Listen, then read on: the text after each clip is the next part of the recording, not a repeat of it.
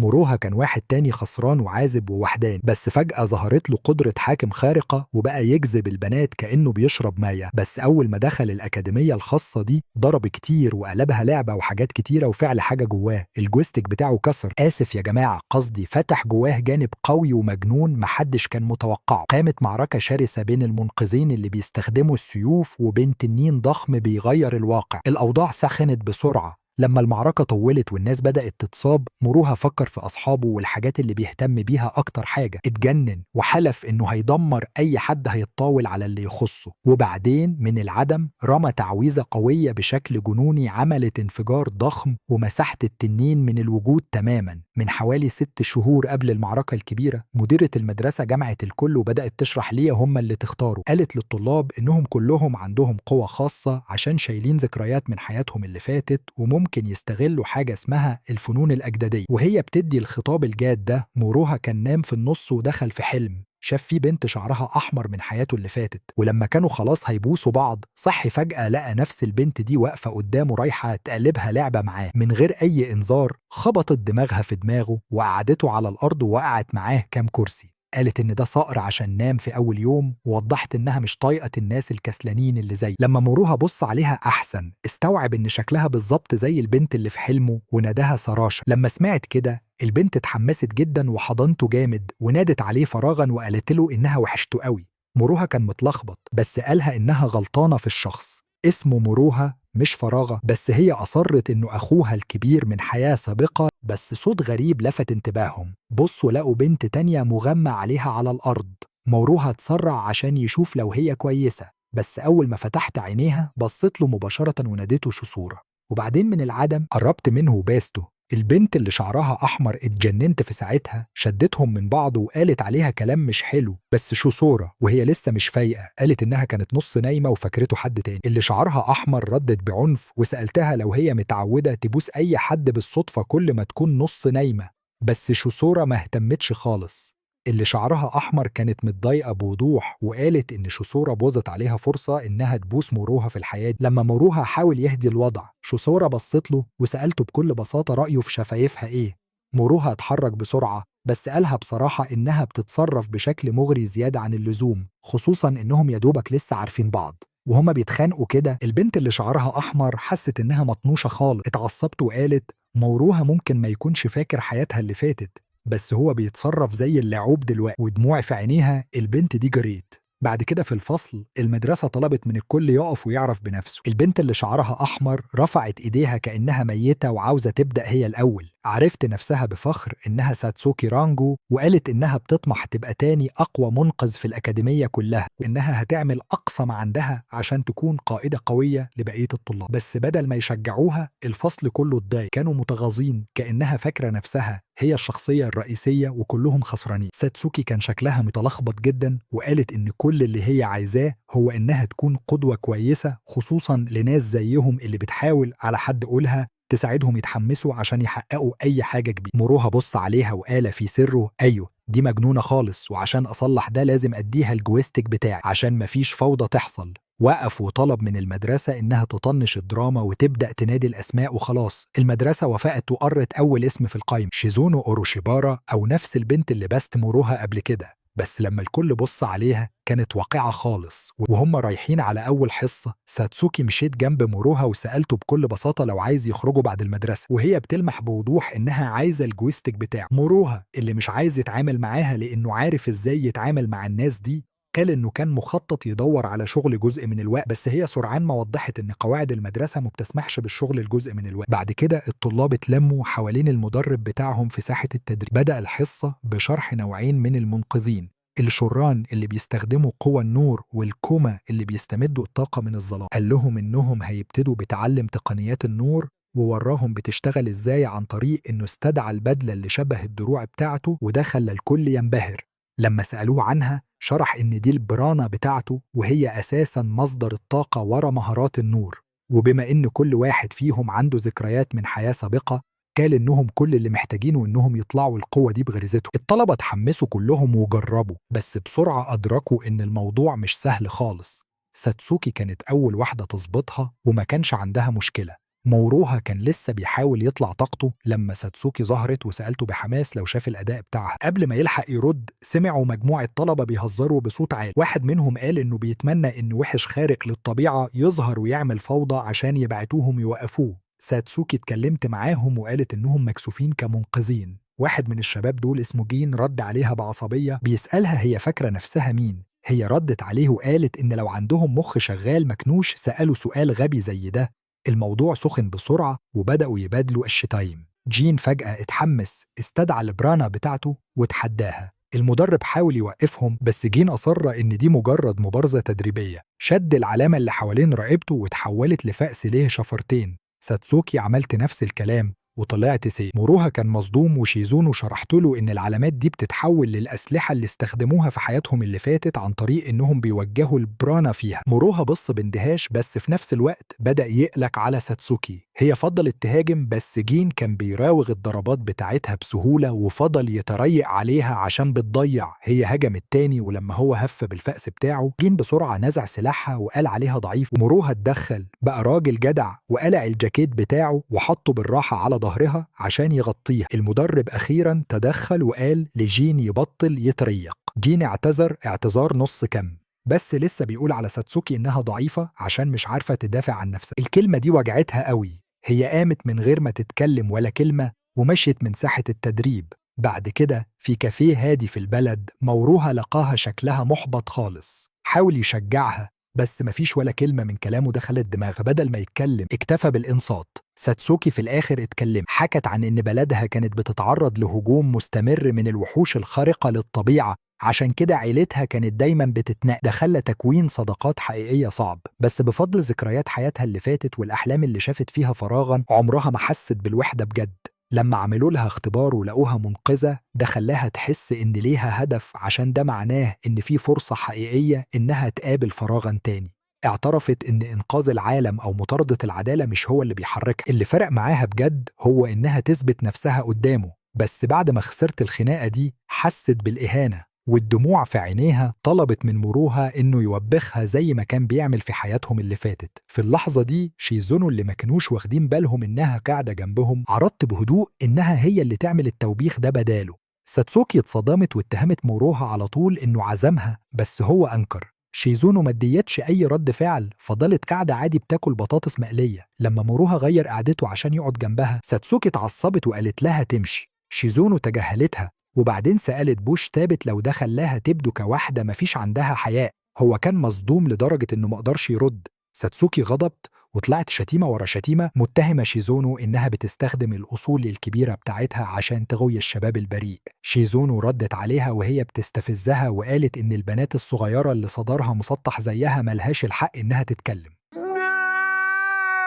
ساتسوكي مسكت موروها وزقت وشه بتسأله حاسس بإيه. موروها قال كأنه بيتجر على صخور صغيرة. يا دي النيلة، أضرار عاطفية تانية. ساتسوكي انهارت في البكاء وجري وهما بيتفرجوا عليها وهي ماشية. موروها شكر شيزونو بالراحة عشان ساعدتها تحس أحسن بطريقتها الغريبة دي. في المساء ده رجع موروها لساحة التدريب بتاعة المدرسة. واجه جين وطلب منه إنه يعتذر. جين ضحك وقال إنه هيعتذر بس لو موروها قدر يضربه ضربة واحدة. وموروها بيختار سلاح. جين قوى نفسه، استدعى الفأس بتاعه وهجم عليه على طول. في الوقت ده ساتسوكي كانت لسه خارجة من الدش لما شيزونو أوروشيبارا فجأة اقتحمت أوضتها بأخبار مهمة ومستعجلة. موروها في ورطة. من غير ما تاخد وقت حتى عشان تلبس هدوم كويسة ساتسوكي جريت بسرعة من الأوضة واندفعت على طول للاستاد. في الساحة الوضع ما كانش كويس. موروها كان بيواجه صعوبة كبيرة ضد جين اللي كان بيستخدم مهارة اسمها سولاريتي وهي حركة بتخليه يخلق أوهام لنفسه ويهاجم من زوايا مش متوقعة. موروها حاول يصد الضربة اللي جاية بسيفه لكن ضربة جين جت من ورا وطيرته على الأرض. جين شاف ساتسوكي وابتسم وقال إنه هيكمل اللي بدأوا معاها بعد ما يخلص مع موروها. لما موروها سمع كده هجم عليه بغضب بس مهما حاول هجماته ما كانتش بتصيب. هو ببساطة ما كانش قوي كفاية لسه. وهي بتشوفه بيعاني أمل ساتسوكي بدأ يقل. لكن شيزونو قالت لها إن موروها بيقاتل عشان يحميها.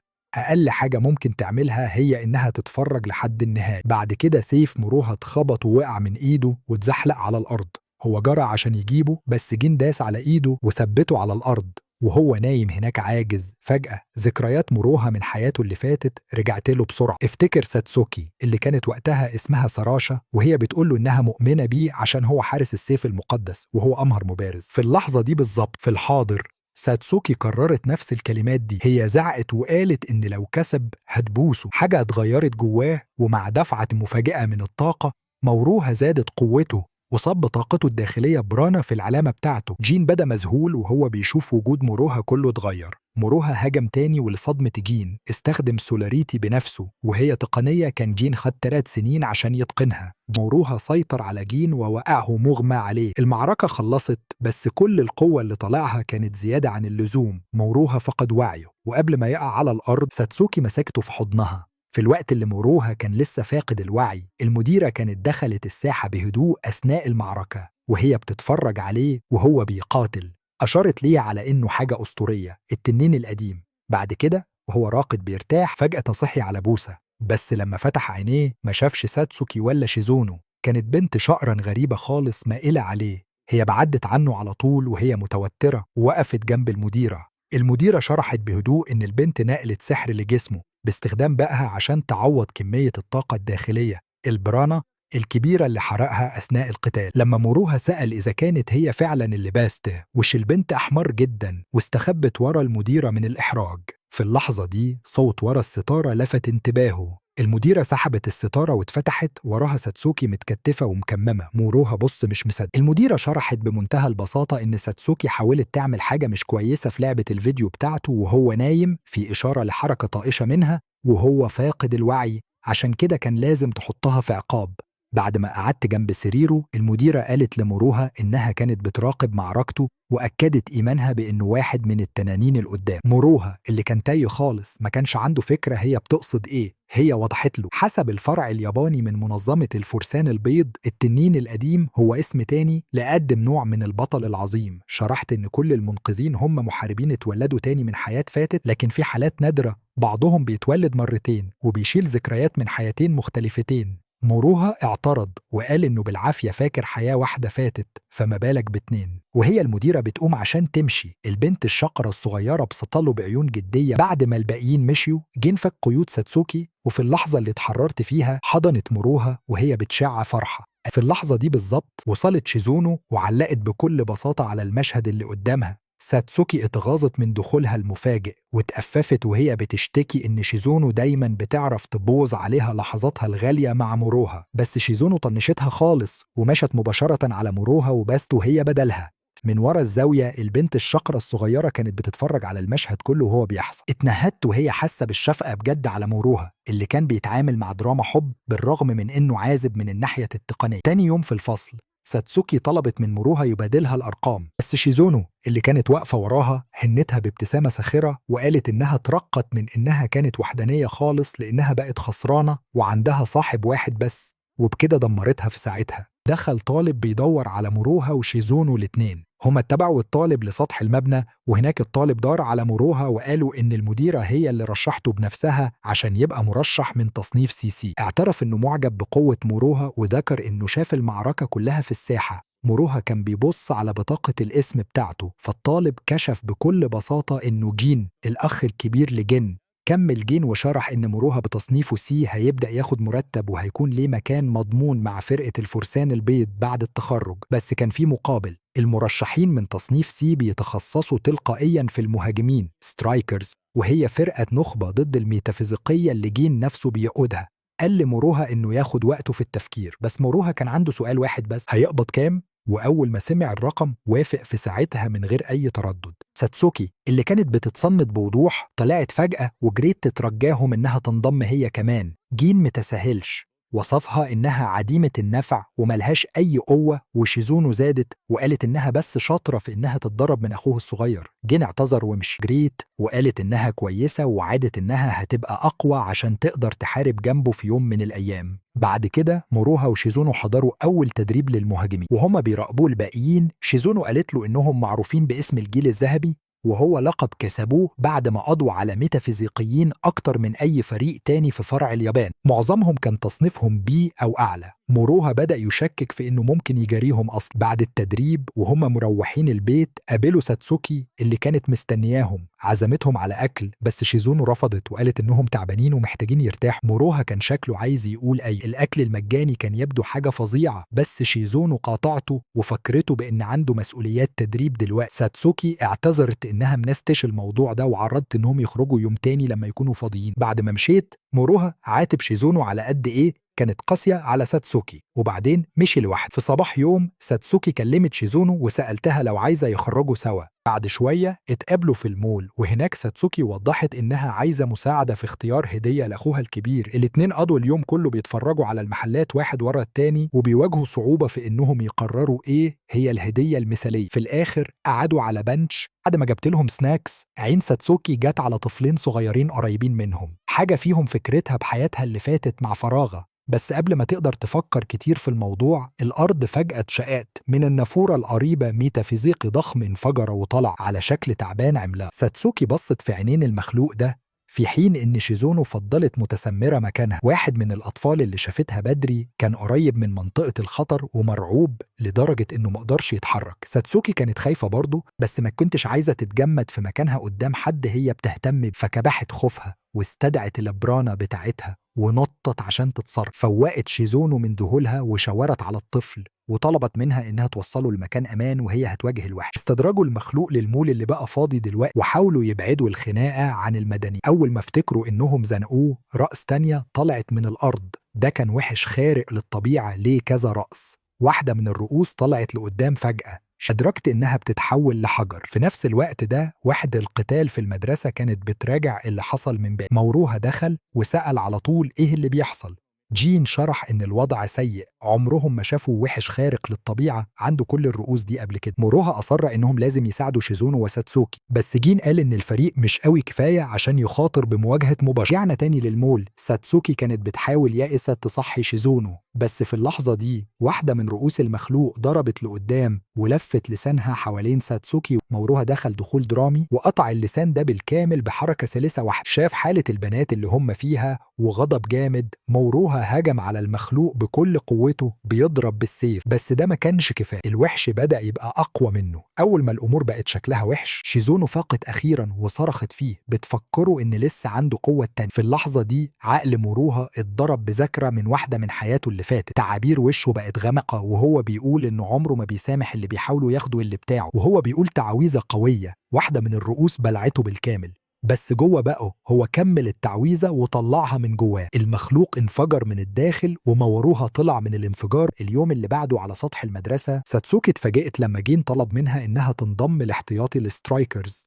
قال إن شجاعتها ضد الوحش الخارق للطبيعة أثرت فيه. قال لموروها إنه لسه متمسك بقراره إنه ما يبعتش دعم، بس برضه اعترف إن موروها ما كانش غلطان إنه دخل برضه. ساتسوكي كانت فرحانة قوي لدرجة إنها مردتش على طريقة شيزونو المعتاد. الصبح اللي بعده شوزو بلغ شيزونو إنها هتسافر تدرس بره البلد. المقر الرئيسي البريطاني كان محتاج كوروما، وبسبب دورها في التغلب على الميتافيزيقي كانت هي المرشح المثالي. شيزونو غضبت ورفضت على طول، بس شوزو أسكتها وقال إن ده قرار عائلي. وهي في طريقها للمدرسة، شيزونو قابلت موروها وساتسوكي ومايا. ساتسوكي ذكرت إن مايا نقلت أوضة موروها، وهو بسرعة وضح إنه ما عندوش أي فكرة إيه اللي بيحصل برضه. ساتسوكي اقتحمت الفصل واندفعت مباشرة على موروها. قالت له إنها سألت المديرة لو ممكن تبقى زميلته في الأوضة، بس طلبها اترفض. بعدين وبكل جدية قالت إنها مش مهتمة لو كان بيخونها مع بنت تانية. اللي مضايقها بجد هو إنه بيستبدلها هي كأخته الصغيرة. مايا جريت وهي معاها أخبار عاجلة،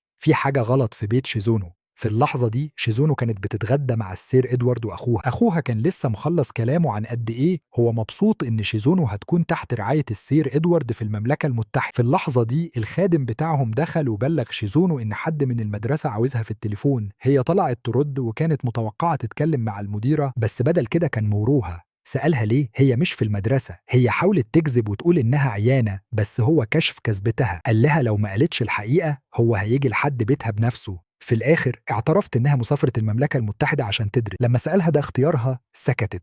قال لها تبطل تسمع كلام أخوها الأعمى ده، بس هي قالت إن ما عندهاش اختيار.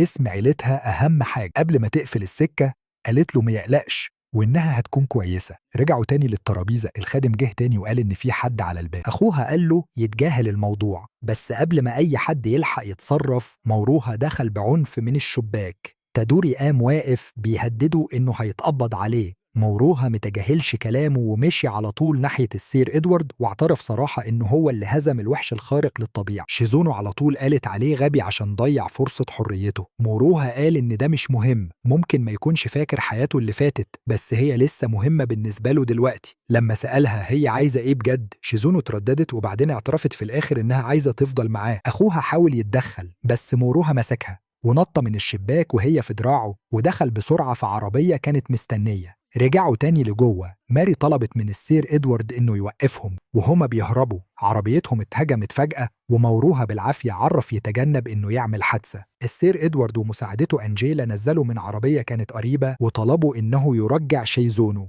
موروها رفض. السير إدوارد احتج وقال إن لو موروها هزم الوحش الخارق للطبيعة بجد ما كانش محتاج إنه يهرب شيزونو. الخناقة بدأت بسرعة، وموروها بسرعة لقى نفسه مش قده خالص. كل حركة عملها كان بيتم الرد عليها، ولما حاول يقول تعويذة السير إدوارد تريج عليه وكسر سيفه في نص التعويذة وقال له يستسلم. في اللحظة دي مايا ظهرت وعملت حاجز حواليهم. موروها شكرها، دلوقتي يقدر يلعب بكل قوته من غير ما يمسك نفسه. قوى نفسه ووجه البرانة بتاعته تاني وبدأ يقول تعويذة تانية. السير إدوارد لف عينه وهو بيستغرب ليه بيكرر نفس التكتيك الفاشل، بس المرة دي كانت مختلفة. قبل ما إدوارد يلحق يتصرف موروها عدى من جنبه بسرعة البرق. سيفه اتكسر أول ما الضربة جت فيه. درع ذهبي اتكون حوالين جسمه كله. أثنى على موروها عشان هو قوي كفاية إنه يوصله للمرحلة دي، وبعدين شن هجوم مضاد قوي. دلوقتي بعد ما لبس الدرع وشاغل قوته بالكامل، السير إدوارد استعاد سيطرته. ضربة ورا ضربة بتزق موروها لورا.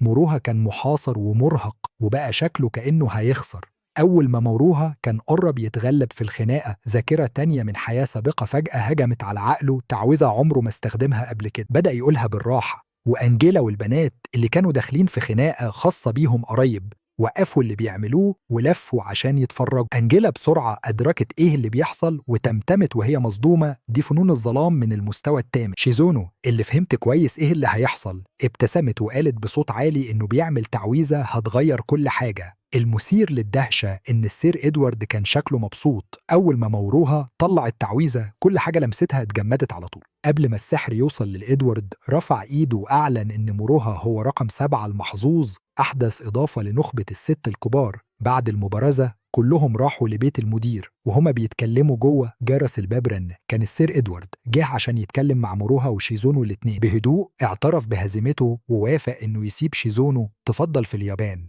بعدين لف على موروها وسأله عن حاجة كانت مضايقاه. ليه موروها متحركش وقت المواجهة اللي كانت مشدودة في الكافيه؟ موروها شرح إنه قدر يحس إن إدوارد مش بيحاول يقتله بمجرد إحساسه بالبرانا بتاعته. إدوارد انبهر وعلى طول دعم موروها رسميا عشان ينضم للرتب العالية. بعد شهر الدراسة خلصت عشان إجازة الصيف. السترايكرز بقى اتباعه لمعسكر تدريب صيفي مخصوص. يوم المغادرة المدير استخدم تعويذة الانتقال اللي بتستخدم مرة واحدة في اليوم عشان ينقلهم. مايا وضحت إن دي تعويذة نادرة هي وأختها بس اللي يقدروا يستخدموها. على الشاطئ المجموعة كانوا بيهزروا ومستمتعين بالإجازة. في لحظة فوضوية ساتسوكي حصلت لها مشكلة في اللبس وخلص بها الحال، ماشية من غير الجزء اللي فوق كأن مفيش أي حاجة حصل. شيزونو علقت بسخرية إن ساتسوكي أخيرا بقت خطوة قدام في منافستهم اللي ما بتخلصش على اهتمام موروها. قبل ما الأمور تتطور زيادة جين نادى على الكل عشان يتجمعوا. أعلن إن تدريبهم المرة دي هيكون فردي، كل واحد لازم يختار هدف واحد يحققه قبل ما المعسكر يخلص. ساتسوكي أعلنت بفخر إن مهمتها هي إنها تبقى أسرع من مومو اللي اتفاجئت بوضوح طلبت منها بإحراج إنها تختار حاجة تانية.